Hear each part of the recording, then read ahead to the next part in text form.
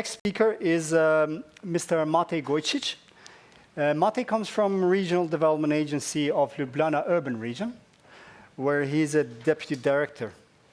Matej will be talking to us about the challenges of sustainable climate and energy planning at the local level, I understand. And so in general, the experience of the Regional Development Agency. Welcome, Matej. And please proceed when you're ready.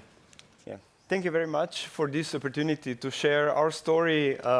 We came from the same background, basically, so we know each other a bit better, and maybe our story could be more related to the stories of the rest of the Southeast Europe and the Balkans.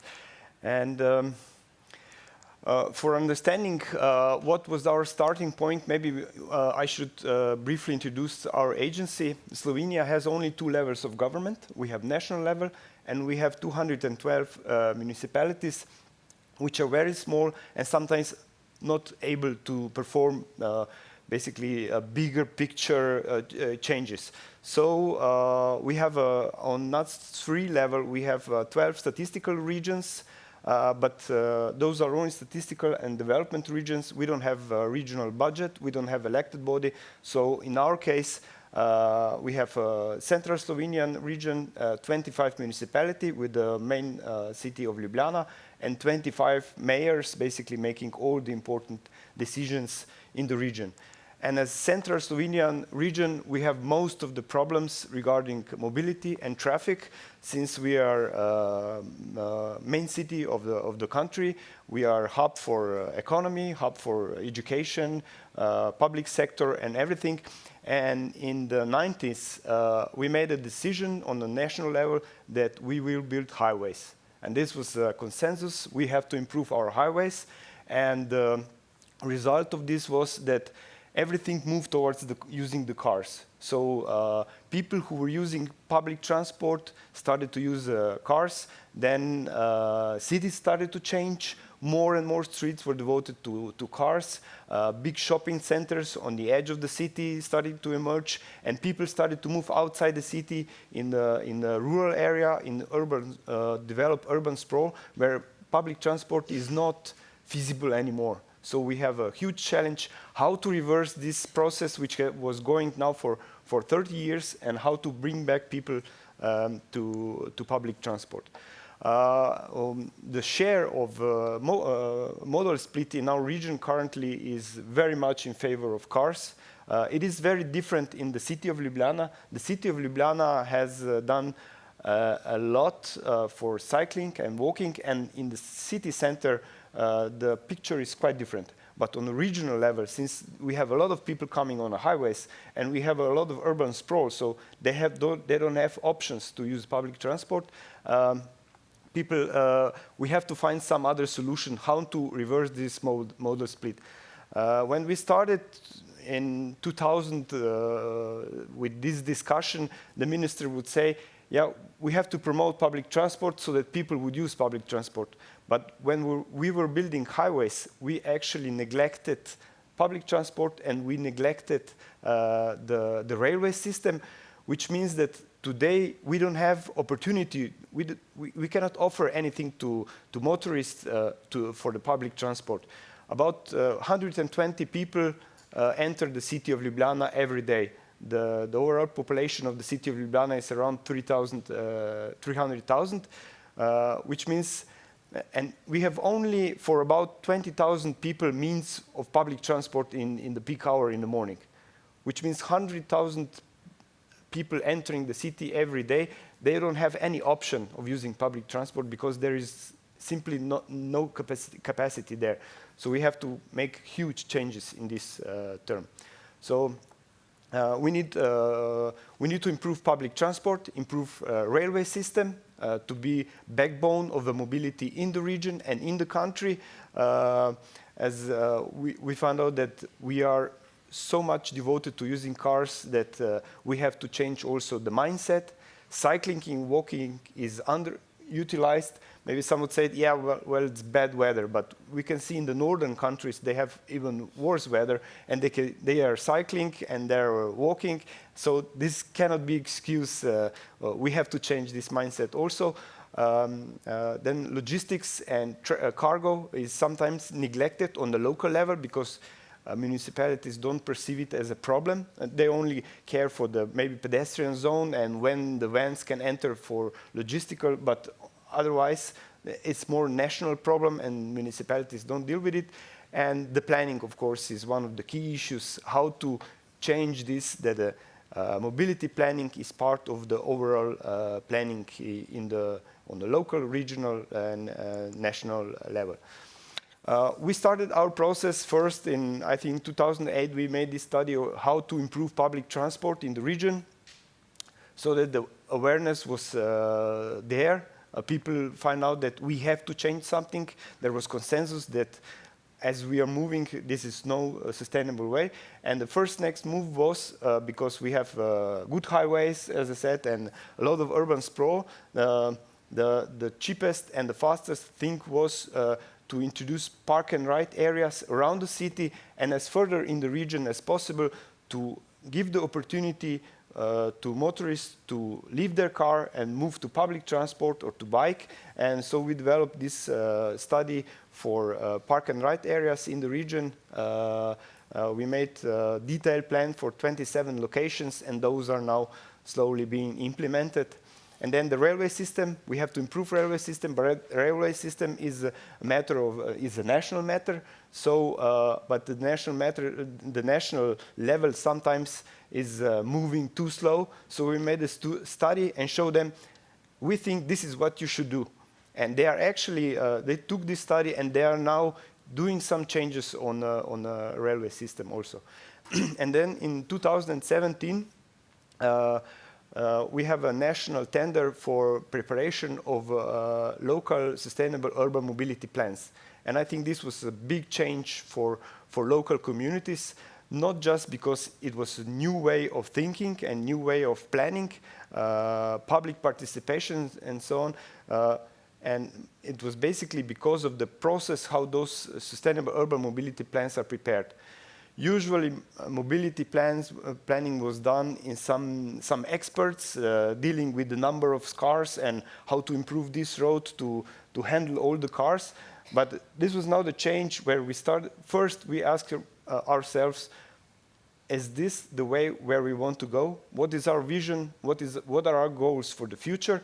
And when we found out in basically all the local communities that we want to change this paradigm, we want to have more pedestrian zones, more surfaces for cycling, remove the cars from our streets, then it was much easier to go to the next steps and said, those are the concrete actions that we have to tackle to achieve those goals. But those local sustainable urban mobility plans had one problem because local communities and municipalities are so small, they have difficulties knowing what the neighboring municipality is doing. So they were, especially in the field of, for example, cycling. If we made a cycling path, where does it end on our border? And what is a neighboring municipality doing? And this was one problem. And the second problem was, of course, public transport. Public transport is either a regional matter or is national matter, and they wanted to have some common plan. And that's where, after that, we get an idea to prepare regional sustainable urban mobility plan to bring all those local plans together and merge them with the national ideas and national plans and find some common solutions and develop some suggestions also for the national level what they should do. And as a regional sustainable urban mobility plan was novelty in our society, we had experience how to make local plans, but on a regional level, we have to develop new methodology. There are different stakeholders you have to address on the regional level than on the local level. On the local level, you actually speak to the local people and ask them what you would change. But on the regional level, the problems are more remote from local people, so you have to talk to stakeholders, to organized communities, NGOs, and so on, and make an agenda from them. But the process in the end is very similar as local planning. You have to establish vision, goals, and then some sort of action plan. In our case, public transport, of course, was first. Collective transportation is basically, from our point of view, a solution for CO2 emissions in the first place. You have to improve public transportation, which means that we have city buses, we have regional buses, and we have a national railway system. And if we want them to work together, we have to make common timetables, common ticketing, and we have to make plans how those systems cooperate, how they feel each other and not compete with each other. We had a case where a city prolonged a bus line to a neighboring municipality, which was greatly accepted and people loved it. But the national government said, yeah, well, this problem, you're competing with the regional bus and they're losing money for this. So sometimes improving can be also a bit challenging. And when the public transport is used, then the second phase was only to address the cars. First, you have to reduce the number of cars, and then the next step is making those cars greener, which are left on the streets. And sometimes we have to address some bottlenecks on the road network. And there is a lot of pressure from local communities to improve road network. But sometimes you have to make worse for the cars to encourage people to use public transport. If you have 2 lanes of cars and add another lane for public transport, basically what you did is just took a bus away from their space so they can travel faster. You have to actually take 1 lane away from the cars to improve the overall picture. Then, of course, you have to build infrastructure for e-mobility. Parking policy is very important. Park and ride zones are one of the answers. And, of course, parking policy within the city center is also one of the main tools where you can change things. Maybe you can restrict access to the city center, but Ljubljana decided that the parking policy is the key element in this field. We developed regional walking and cycling scheme, especially cycling paths, priorities, and common scheme, and of course promoting e-bikes on the regional level, bike schemes on the local level. Then freight transport, as I said, not so much concern on the local community, but transit. When we joined Schengen area, transit transport on trucks increased in 1 night by 80%, which means the highways, which were sufficient by then, were in 1 night not sufficient anymore. So this is a key challenge. And then, of course, mobility planning. Mobility planning for itself is not enough. You have to incorporate it in other means of planning. You have to take into account spatial planning, demographic changes, energy planning, budget, as was already mentioned today, what is climate changes bringing, and of course, plan development according to it. One of the tools where we found that this can be done, how to implement action plan from the urban mobility plans, is of course Convent of Mayors and SECAPs, where we try to incorporate those mobility planning also in the energy planning, reduce CO2 emissions, and adopt to climate change. City of Ljubljana signed this commitment. We are now trying to promote it also in other municipalities, and so we prepared. The problem here is also because always baseline for emission inventory. Especially on the regional level, we don't have any data. On the local level, there are some data, but what we did is that we introduced regional risk and vulnerability assessment, so we can help municipalities to prepare their SECAPs. And we found out that the climate is changing in our region. We will not have much more rain, but the temperatures are increasing, and the arrangement of those rainfalls is changing. We don't have evenly distributed throughout the year, but we have extremes in the spring and the autumn, and we have dry periods in the summer. And of course, this is affecting many sectors, especially agriculture. We used to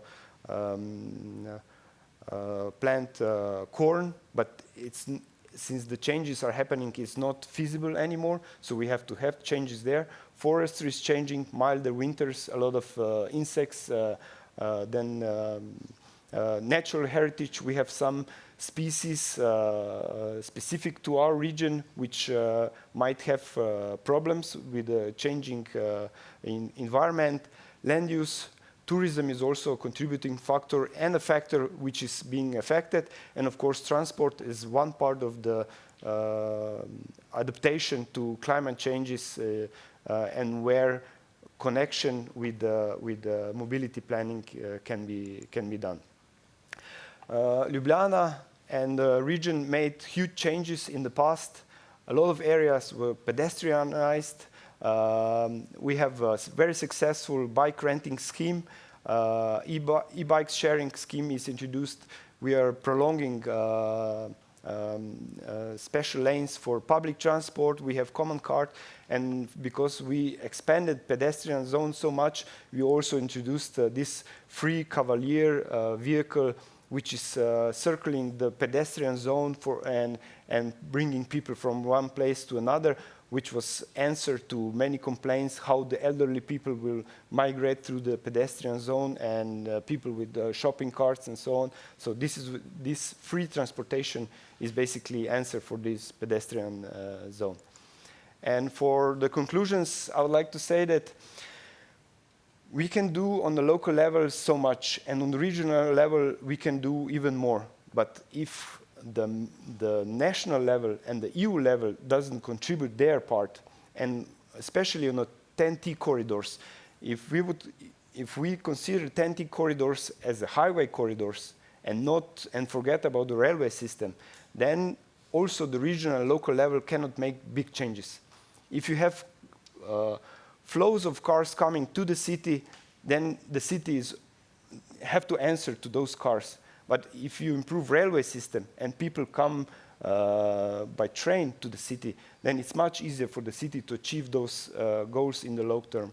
And this is especially factor for Southeast Europe, because railway system is in quite a bad shape, and also the highway system. And what will be our next steps for the future, I think, is a key element.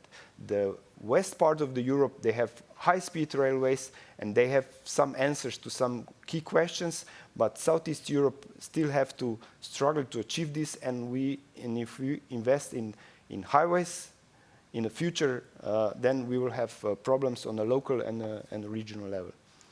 Thank you for your attention. And this is just a case of stupid ideas. This is the 100-year-old picture from Ljubljana when we have a tram system there, but somebody in 1958 decided that the tram system is obsolete, that the buses are the future, which was okay for the time when we have 2 cars in Ljubljana, but now we have a huge problem, and we hope to achieve this back again.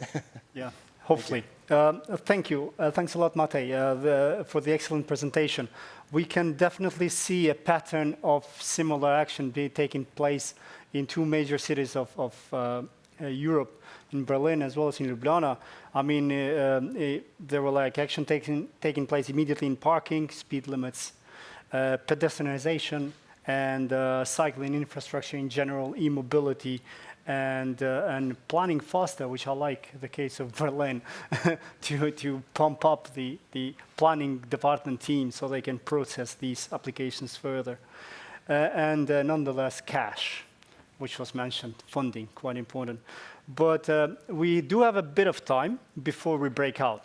So I can take a question from Matej. Can we have the microphone, please?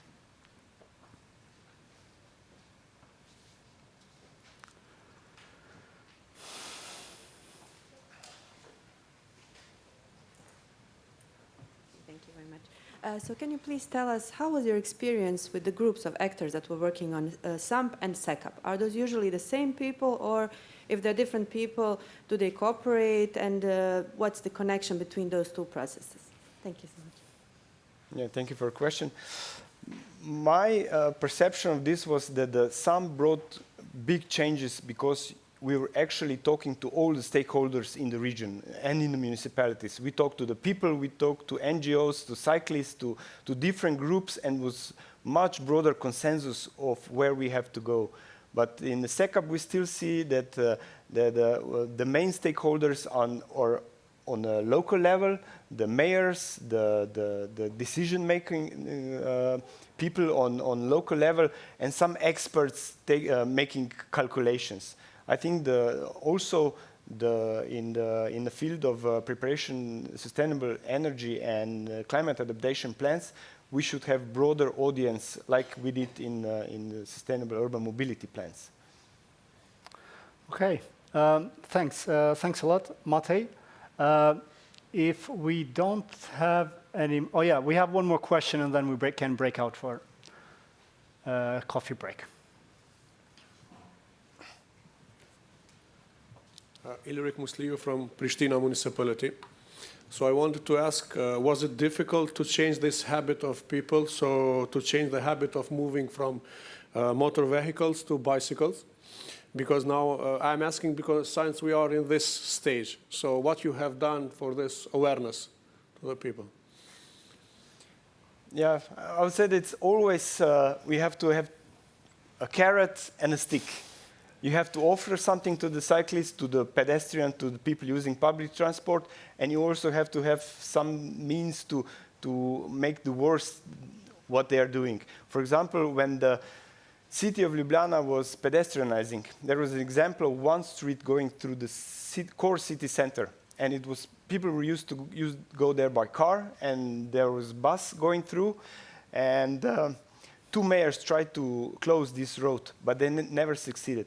But then there was a construction of a sewage system on this street, and this mayor, which is still mayor, he's manager, and he manages projects very thoroughly, and the projects are going fast. But on this street, he made sure that this sewage system was being repaired for a year and a half. So people got used to it, that they cannot go there anymore. And after the sewage system was finished, they just never opened the street. And this is how it started, and they just expanded street by street pedestrian zone. Yeah. Thank you, Matej. An excellent elaboration. How do you change the mindset on this issue? We have one more question from online, from digital viewers. I will go through it. So the question goes like this. How do you convince the local cities to collaborate in your effort to reduce the space for cars? Often, smaller cities are more hesitant than the capitals.